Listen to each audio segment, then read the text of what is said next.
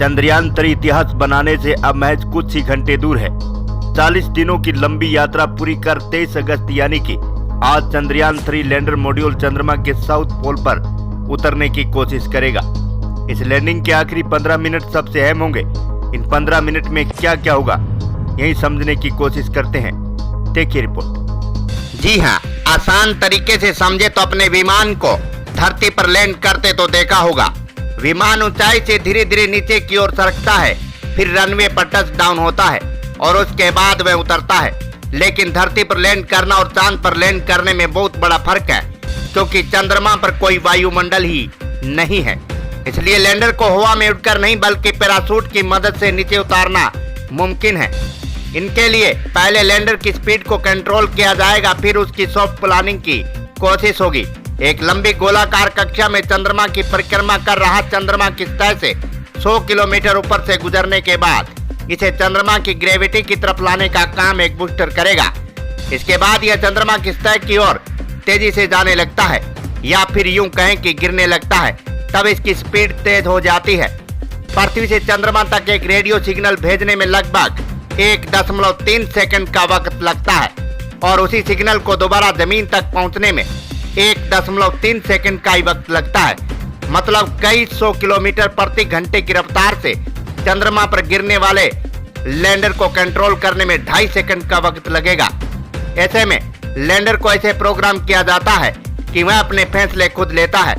उसके बाद क्या होगा, चंद्रमा की सतह पर सॉफ्ट लैंडिंग हो गई तो इसके बाद लैंडर मॉड्यूल पृथ्वी पर सिग्नल भेजना शुरू करता है। फिर थोड़ी देर बाद इसमें लगा रैंप खुल जाता है। इसके जरिए रोवर प्रज्ञान चंद्रमा की सतह पर उतरेगा और वहां से तस्वीरें लेकर बेंगलुरु के पास इंडियन डीप स्पेस नेटवर्क को भेजेगा। वैज्ञानिक डॉक्टर टीवी वेंकटेश्वर के मुताबिक 100 किलोमीटर की ऊंचाई से चंद्रमा की सतह पर लैंडर को उतारने में 15 मिनट लगेंगे और यह प्रक्रिया 8 स्टेप्स में पूरी होगी। आइए इन 8 स्टेप्स को भी समझ लेते हैं।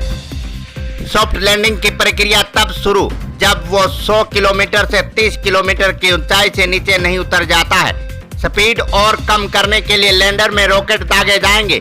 जब लैंडर 30 किलोमीटर की ऊंचाई पर होगा तो उसकी स्पीड बहुत ज्यादा होती है। उस स्पीड को कंट्रोल कर ये चंद्रमा की सतह पर 7.4 किलोमीटर की ऊंचाई तक पहुंचता है। 100 किलोमीटर की ऊंचाई से यहाँ पहुंचने में 10 मिनट का समय लगता है। तो यह हुआ पहला कदम।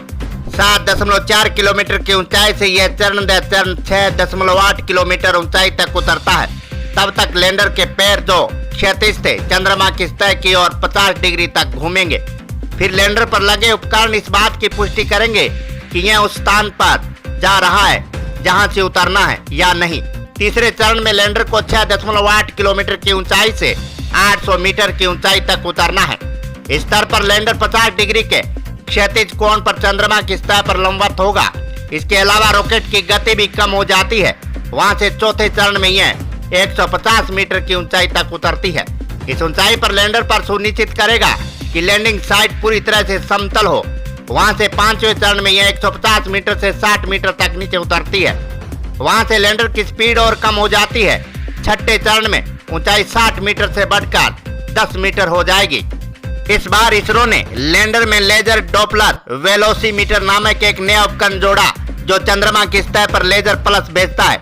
यह वापस उस तक पहुंच जाएगा तो यह पल पल का हिसाब लगाता है कि यह कितनी तेजी से नीचे आ रहा है। लैंडर में एक कंप्यूटर आवश्यक गति से लैंडिंग का ध्यान रखता है। छठा चरण इसे 60 से 10 मीटर की ऊंचाई पर लाना है।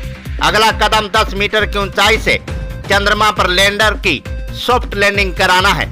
इस स्तर पर रॉकेट जलना बंद कर देते हैं। इसकी वजह से, क्योंकि जलते रॉकेटों की वजह से अगर चंद्रमा की सतह पर धूल उड़ती है और वह लैंडर पर लगे सौर पैनलों पर गिरती है तो उनके बिजली पैदा नहीं कर पाने का खतरा उत्पन्न हो जाएगा। 10 मीटर की ऊंचाई से गिरने पर लैंडर मॉड्यूल की गति 10 मीटर प्रति सेकंड होती है, अर्थात अंतिम चरण 1 सेकंड में पूरा हो जाता है। यहाँ तक कि अगर कोई तकनीकी त्रुटि होती है और लैंडर 100 मीटर प्रति सेकंड की गति से गिरता है तो भी उपकरण के पैरों को इतना मजबूत बनाया गया है कि वे काम करते रहेंगे। लैंडर को 800 मीटर की ऊंचाई से 10 मीटर की ऊंचाई तक पहुंचने में 4.5 मिनट का समय लगता है। इस समय चाहे कुछ भी हो जाए, कोई कुछ नहीं कर सकता। लैंडर के सुरक्षित रूप से उतरने के बाद रैंप खुलता है। रोवर प्रज्ञान बाहर आता है और चंद्रमा पर उतरता है। यह लैंडर की तस्वीरें लेता है और उन्हें वापस पृथ्वी पर भेजता है। यह 8वां चरण है। वहां से लैंडर विक्रम और रोवर प्रज्ञान 14 दिनों तक चंद्रमा के दक्षिणी ध्रुव पर शोध करेंगे।